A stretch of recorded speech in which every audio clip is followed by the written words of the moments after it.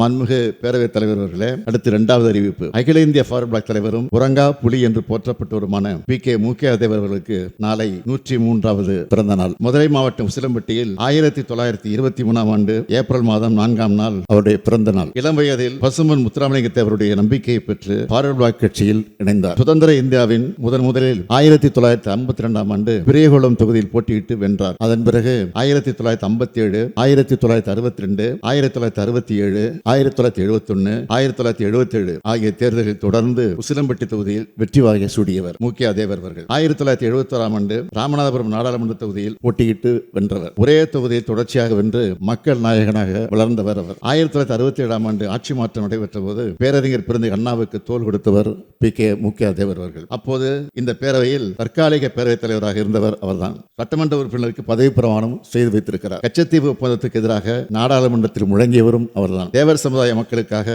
கல்வி நிறுவனங்கள் உருவாக்க வேண்டும் என்று முதலமைச்சர் அண்ணா அவர்களிடத்திலே கோரிக்கை வைத்தவரும் அவர்தான். அதனால்தான் கமுதி, உசிலம்பட்டி, மேலநீதிநல்லூர் ஆகிய இடங்களில் கல்லூரிகள் கழக ஆட்சியில் அமைக்கப்பட்டது. நியாயத்துக்கு ஒரு மூக்கையா என்று பேரறிஞர் அண்ணா அவர்களால் போற்றப்பட்ட பி.கே. மூக்கையா தேவர் அவர்கள் சிறப்பிக்கும் வகையில் உசிலம்பட்டியில் மணிமண்டபம் அமைக்கப்படும் என்று அறிவிப்பதில் மகிழ்ச்சி அடைகிறேன். நன்றி.